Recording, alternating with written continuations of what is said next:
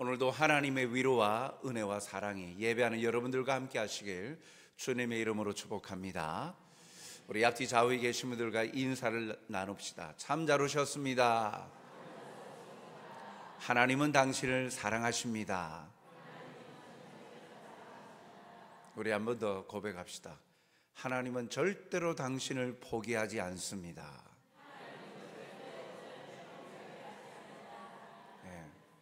끝까지 여러분들을 사랑하십니다. 포기하지 않으시고 끝까지 사랑하셔서 우리에게 영원한 사랑, 은혜를 누리길 기뻐하십니다. 왜 그렇게 말할 수 있습니까? 주님의 십자가와 부활을 생각하면 그 말씀을 통하여서 하나님 아버지의 마음을 깨닫게 되어지죠. 오늘도 이러한 사실 앞에 삶의 무거운 짐들 때문에, 괴로운 일들 때문에 아파하거나 괴로워하고 힘들어하고 낙심하지 마시고 끝까지 함께 하시는 주님의 선하신 손길을 경험하는 복된 성도들 되시길 주님의 이름으로 축복합니다. 오늘 우리가 묵상할 내용은 참으로 먼저 고난의 길에서 배우는 이 순종과 헌신이라는 제목으로 함께 말씀을 나누고자 합니다.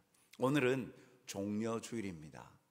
예수님이 마지막 십자가에 달리시는 그 달리시기 전 일주일의 시간을 시작하는 날, 바로 종려주일이죠. 종려나무 가지를 들고 예수님이 예루살렘 성에 들어오시는 것을 기념하여서 우리는 종려주일이라고 이야기합니다. 이제 이 예루살렘 성에 들어오시고 난 이후 또 일주일간 주님이 행하신 행적들을 통하여서 우리를 향하신 하나님의 사랑을 깨닫게 되어지죠. 순종과 헌신이라는 이 두 단어, 이 두 가치는 우리가 사회생활하고 생활하는 가운데 때로는 이것이 상황에 따라서 그 가치가 평가절하될 때가 참 많습니다. 흔히 말하는 갑질하는 사회, 공동체 가운데 있을 때 순종과 헌신은 그 가치가 고귀한 것이 아니라 때로는 자기의 이득과 자기의 그 욕심을 채우기 위한 수단으로 되어지고, 또 반대로는 강요하기도 하죠. 가진 자가 가지지 못한 자에게 순종과 철저히 헌신을, 맹목적인 그 순종과 헌신을 요구하기도 합니다. 어쩔 수 없어서 피해를 입지 않으려고 순종하고 헌신할 때도 있지요. 그러나 하나님 나라에서 이 순종과 헌신은 절대로 왜곡되거나 그리고 그 가치가 무너지지 아니하는 그런 고귀한 가치의 주제입니다.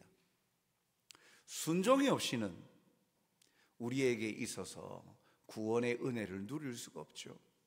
헌신이 없이는 우리에게 구원이 임하지 아니합니다. 특별히 오늘 예수님의 순종과 헌신, 그리고 예수님의 그 가는 걸음 가운데에 많은 이들의 순종과 헌신을 통하여서 오늘 이 시대 우리가 하나님의 구원을 맛보고 누리며 살아가고 있는 것입니다.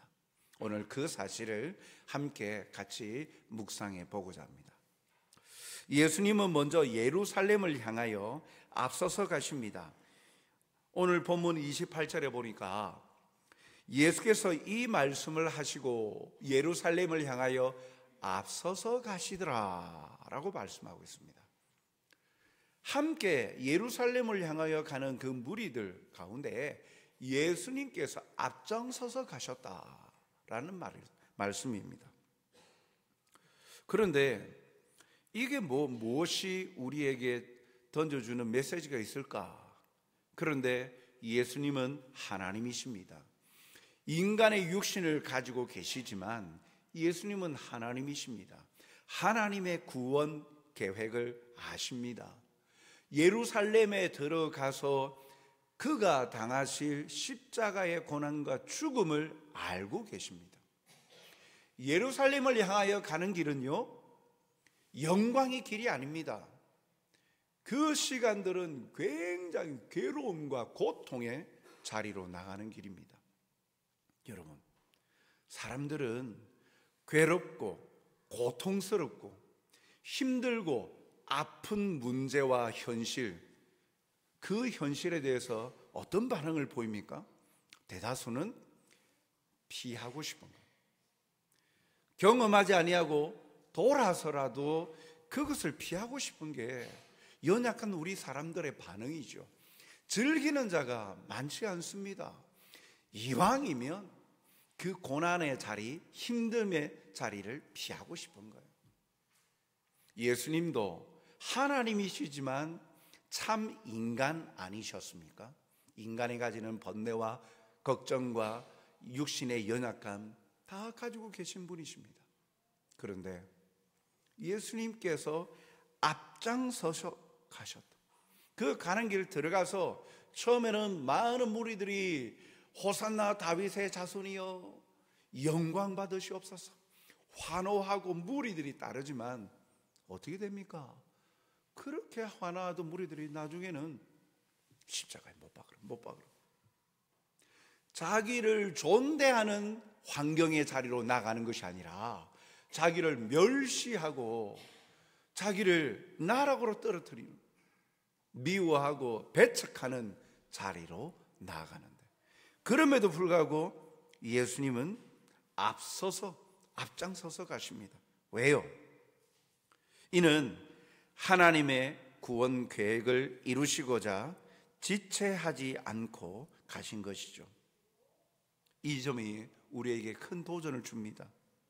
예수님이 그 고통과 고난의 길을 포기하지 않으시고 재촉하여 가시는 것은 나중에 얻게 될, 당장은 고난의 자리이지만 나중에 얻게 될 영광을 바라보고 가시는 거예요. 히브리서 12장 2절 말씀에 이렇게 밝히고 있습니다. 그는, 예수님을 말하죠. 그는 그 앞에 있는 기쁨을 위하여 보장되어진 영원한 영광, 기쁨을 위하여 십자가를 참으사 부끄러움을 개의치 아니하시더니 수치와 멸시와 천대와 부끄러움 개의치 않으셨다. 왜요? 그 앞에 있는 기쁨, 영광을 위하여. 그렇습니다. 공개적인 멸시와 그런 가증 고초, 십자가의 죽음은 잠깐이고 부활로 인한 영광의 자리와 기쁨은 영원하다는 사실을 아셨기 때문입니다. 사랑하는 성도 여러분, 이렇게 고난과 죽음의 길에 앞장서신 주님의 뒤를 우리도 그 발자취를 따르고 쫓아가는 자가 되기를 바랍니다. 왜요? 우리 또한 예수님과 같이 그 영광을 바라보며 나아가는 것입니다. 베드로전서 2장 21절에 이를 위하여 너희가 부르심을 받았으니 그리스도도 너희를 위하여 고난을 받으사 너희에게 본을 끼쳐 그 자취를 따라오게 하려 하셨나이다. 예수님께서 우리에게 본을 보이셨다. 모델로 보여주셨다. 나도 이 십자가 고난의 길을 간다. 그러나 그것이 끝이 아니라 이후에는 영광이 기다리고 있다. 그러니 사랑하는 나의 자녀들아, 나의 제자들아, 나의 백성들아, 주저하지 말고 나와 함께 고난의 길로 가자. 그러나 그 과정을 잠깐이고 그 이후에는 영원한 영광이 보장되어 있도다. 그렇게 말씀하시는 거예요. 로마서 8장 18절 말씀에 보면 생각하건대 현재의 고난은 장차 우리에게 나타날 영광과 비교할 수 없도다. 아멘. 아멘입니다. 영광과 비교할 수 없다. 우리는 현재 당하는 현실의 압박감, 스트레스, 무게 짓눌리고 살지요. 이것에 입각하여서 미래를 바라보기가 답답한 거예요. 나를 괴롭게 만들고 있는 이 고난의 시간이 과연 끝이 날까? 좀 나아질까? 더 하여지지 않을까? 더 힘들어지지 않을까? 이런 염려들로 인하여서 미래에 대한, 앞으로의 시간에 대한 염려가 엄습하면서 현실은 더 힘들어지는 거예요. 그런데 주님이 우리에게 본을 보여주셨어요. 나중에 얻게 될 영광과는 좋게 비교할 수 없다. 이 고난은 잠깐이다라는 겁니다. 혹시 고통과 고난 중에 있습니까? 잠시 있다 사라지는 고난 자체에 집중하기보다 영원토록 누리게 될 영광과 은혜를 사모하시기 바랍니다. 우리가 지금 경험하지 못하지만 주님이 그 길을 몸소 보여주시면서 나중에 얻게 될 그 영광을 우리에게 보여주시는 거예요. 주님이 그러하셨듯 우리도 고난의 시간을 바라보는 시각이 달라져야 됩니다. 그렇게 예수님이 앞장서서 예루살렘을 향하여 나가시는 거예요. 끝이 아니라 영원한 것을 누리게 되는 과정임을 보는 눈이 필요합니다. 그리고 당당히 주님과 함께 그 고난의 길 끝에 있는 기쁨과 영광을 바라보며 끝까지 견디고 승리하는 여러분들이 되시길 주님의 이름으로 축복합니다. 앞서서 가시던 예수님께서 벳바게와 베단이라는 그 가까운 그 지점에서 두 제자를 보내십니다. 어떤 일을 시킵니다.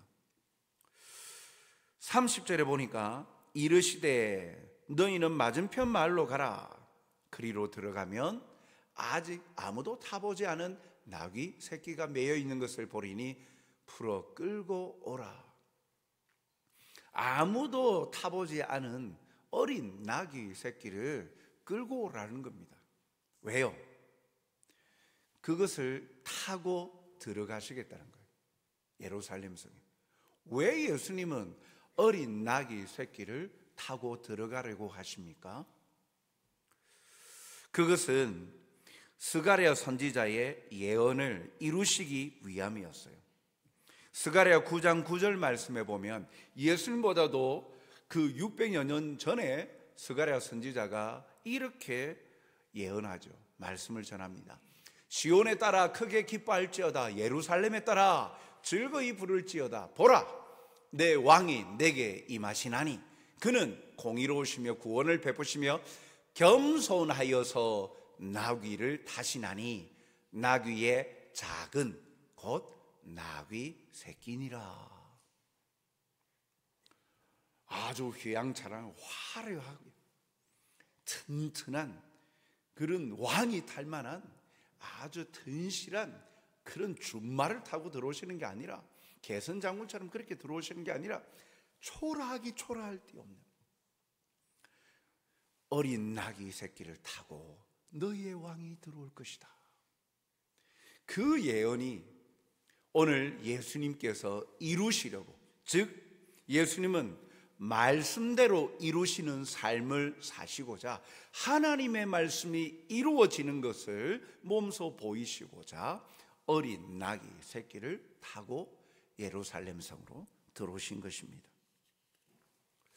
예수님의 삶은요, 늘 말씀이 이루어지고 성취되는 삶, 하나님 아버지의 말씀대로 행하는 삶을 사셨습니다.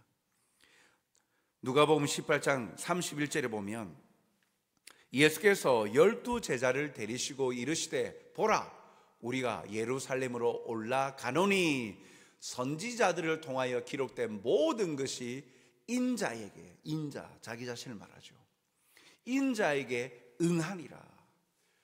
선지자들을 통하여 기록된, 앞서 하나님이 보내신 선지자들을 통하여 과거 선언하고 예언되어진 내용들이 예수님을 통하여서 이루어지리라 라고 말씀하고 있습니다.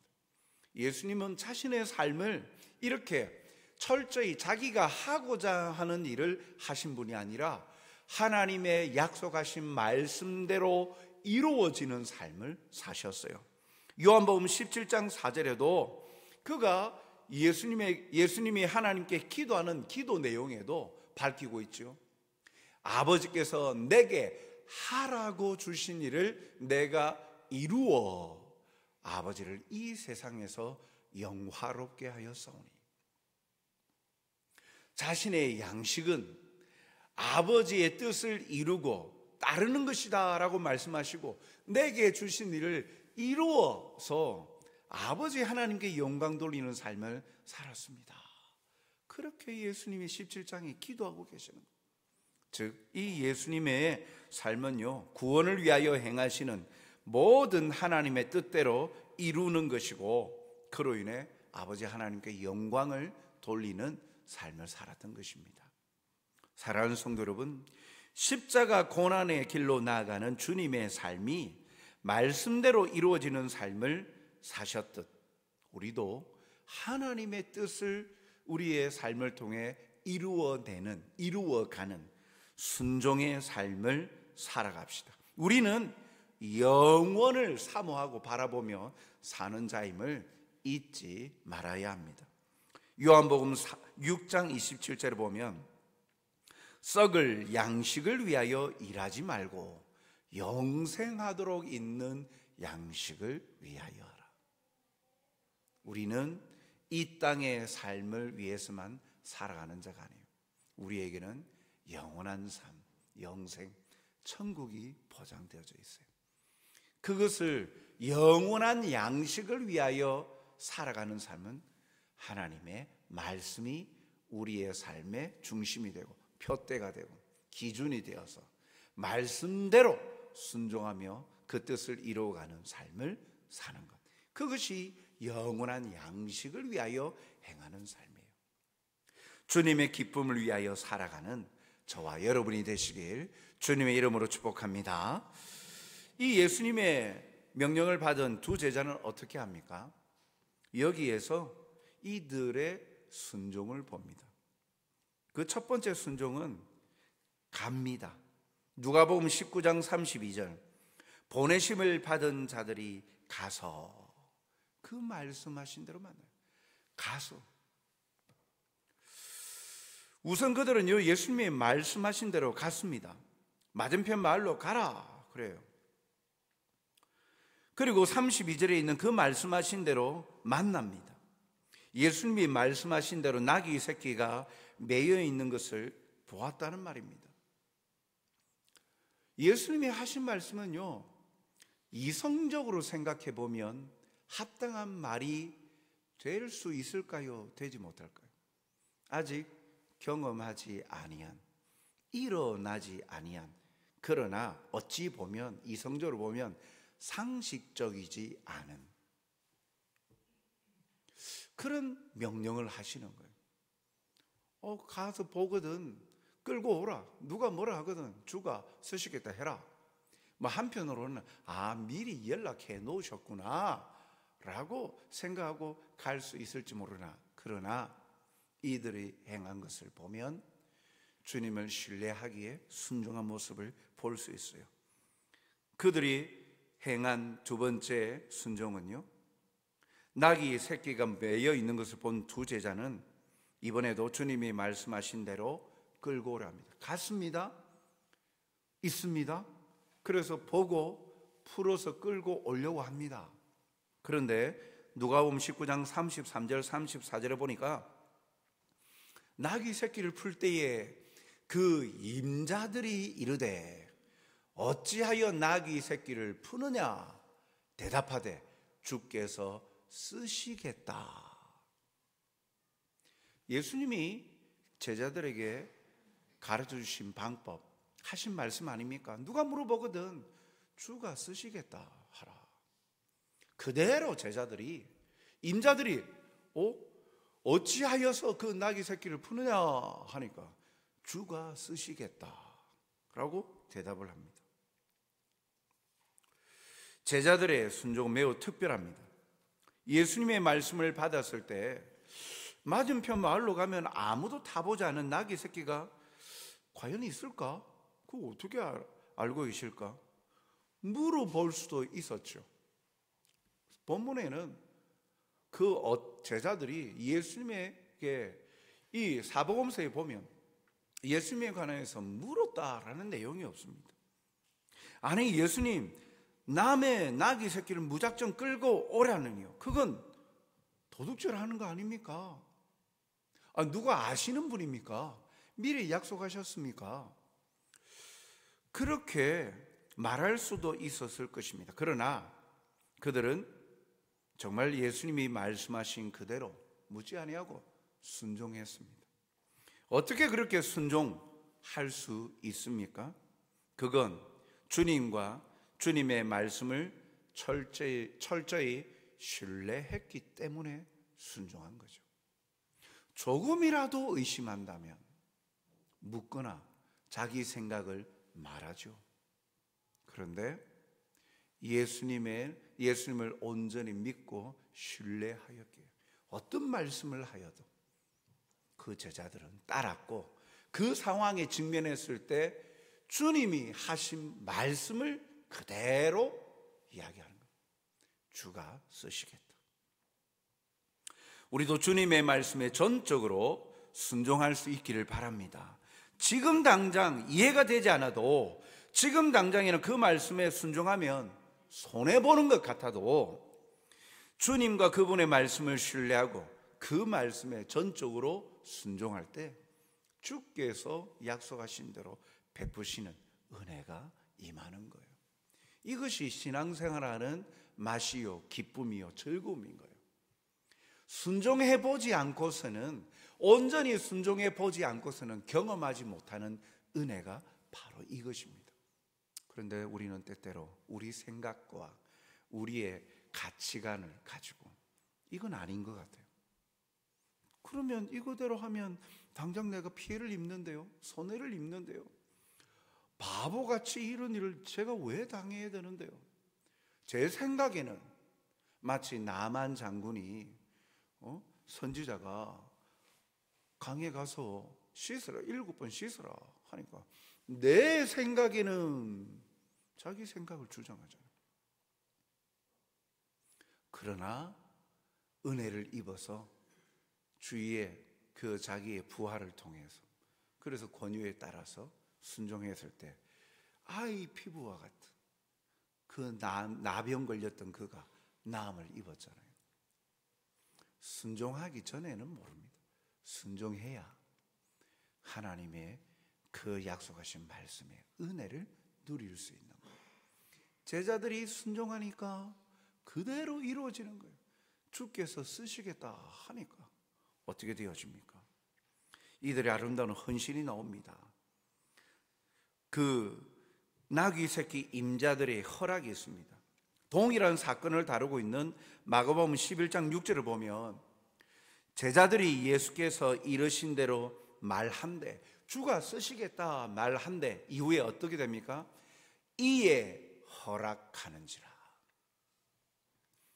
나귀 새끼의 임자들이, 주인들이 그걸 허락했다라는 겁니다.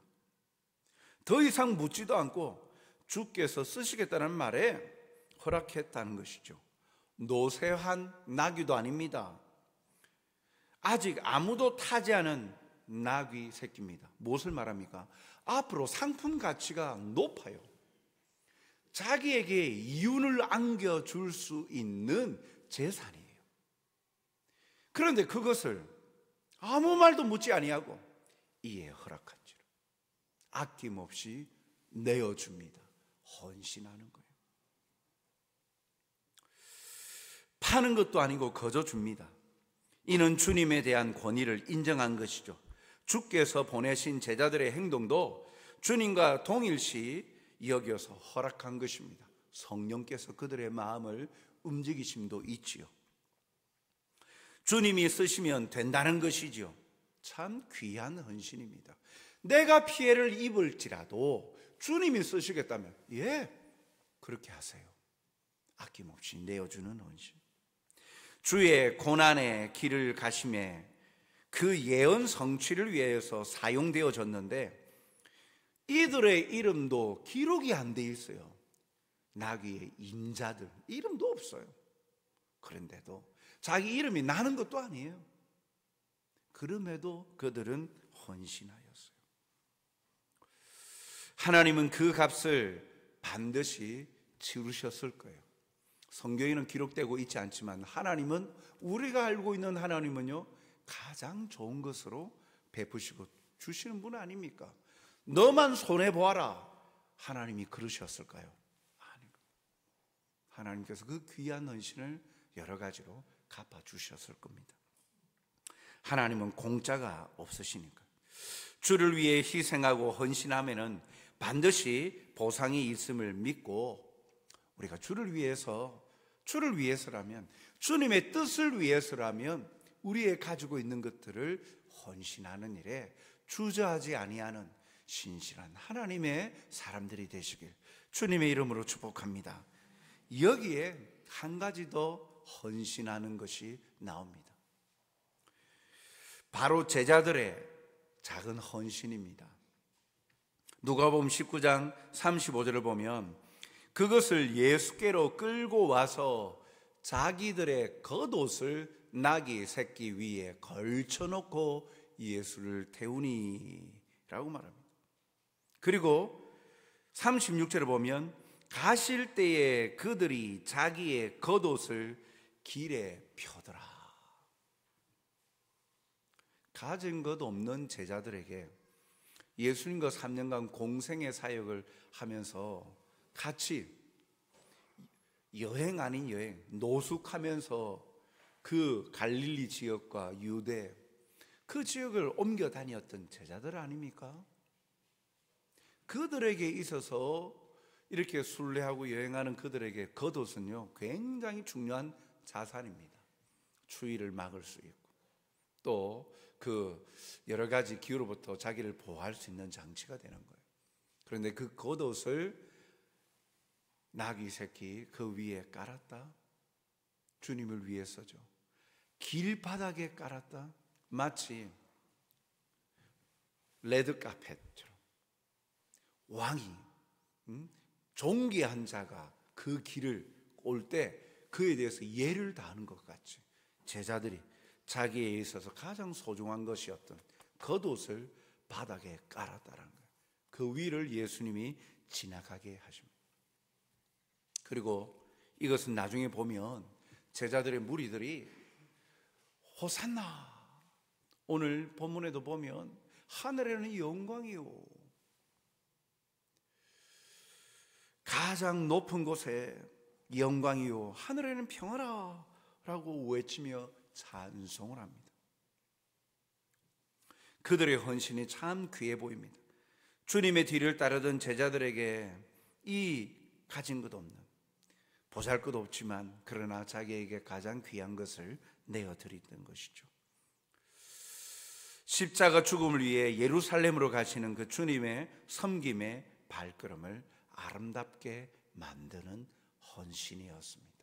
이 모든 것들을 통하여 하나님의 말씀이 이루어지도록 이들의 순종과 헌신으로 오히려 예수님의 고난의 길, 하나님의 뜻을 이루어가는 일을 더욱더 위로가 되어지고 영광스럽게 만들었어요. 사랑하는 성도 여러분, 십자가의 전달자라는 찬양이 있지 않습니까? 그 사도 바울의 고백을 가사로 담아서 하는, 살아도 주를 위해 살고 죽어도 주를 위하여 죽나니 사나 죽으나 다 주의 것이라. 로마서 14장 8절 말씀이죠. 우리가 살아도 주를 위하여 살고 죽어도 주를 위하여 죽나니 그러므로 사나 죽으나 우리가 주의 것이로다. 십자가에서 쏟으신 주님의 사랑을 경험한 자만이 고백할 수 있는 내용입니다. 주님의 가치, 주님의 희생과 헌신에 대하여서 높게 평가할 뿐만 아니라 그것이 나를 살리는 것이다 라고 주님을 믿는 자만이 할 수 있는 고백이 이 고백 아닙니까? 주님을 위하여 드리는 것을 아까워하지 않는 거예요. 사나 죽으나 주의 것이로다. 자기의 가지고 있는 것 모든 것 내어줘도 아깝지 않다라는 말 아닙니까? 왜요? 하나님께서 전부를 우리에게 주셨기 때문에, 그 전부를 내어주신 그 사랑, 지난 한 주간 특별 새벽기도에 요한복음 3장 16절 말씀을 통하여서 일주일 동안 하나님의 베푸신 그 놀라운 사랑에 대해서 우리가 묵상해 보지 않았습니까? 그 놀라운 사랑, 전부를 내어주신 완전한 사랑, 그것을 경험하고 나니까, 사도 바울이 그것을 경험하고 나니까, 내가 죽어도 유익합니다. 사나 죽으나 나는 다 주의 것입니다. 죽음도 유익합니다. 전부를 내어줄 수 있는 거예요. 전부를 내어주신 완전한 사랑을 맛보고 경험하니까, 영원하신 하나님의 그 놀라운 사랑을 경험하니까, 자기는 일시적이고 한시적인 유한한 인생인데 가지고 있는 것이 제한적이지만 이게 생명까지 다 바쳐도 자기가 손해보는 것이 아니라 더 담을 수 없는 놀라운 은혜를 경험하기에 다 내어줄 수 있는 거예요. 내어주는 것이, 자기가 주님 안에 죽는 것이 오히려 자기가 사는 것이요, 자기가 더 부요해지는 것이요, 자기가 더 풍성함의 자리에, 영생의 자리에 들어감을 그는 깨달았기에, 발견하였기에 주를 위하여 아낌없이 헌신한, 오늘 제자들의 순종과 그 나귀 새끼 임자들의 헌신, 제자들의 무리들의 헌신, 그 주님의 사랑을, 주님을 믿기에 나눈 헌신과 순종입니다. 십자가를 지시기 위해 예루살렘을 향해 묵묵히 걸어가시던 주님의 마음이 얼마나 무거웠겠습니까? 감정을 가지고 계시기 때문에, 하나님이시지만, 끝을 알고 계시지만 당장 닥칠 고통과 고난, 감정을 가지고 계시기 때문에 무겁죠. 예수님도 그런 중에도 아름다운 순종과 헌신을 통해서 주님께 위로와 기쁨이 되어준 사람들이 있었죠. 오늘날 교회와 우리 목회자와 성도들을 바라보는 주님의 마음이 많이 무거우실 수 있습니다. 피 흘려 값주고 산 교회가 교회다워야 되는데 교회답지 못하고 빛을 발하지 못하고, 코로나 이후 그 모든 것들을 경험해 가면서 점점 더 악화되어져 가고, 또 인구 절벽의 시대를 살아가면서 점점 다음 세대가 사라져가는 이런 아픈 현실들을 바라보는 주님의 마음 안타깝지 않습니까?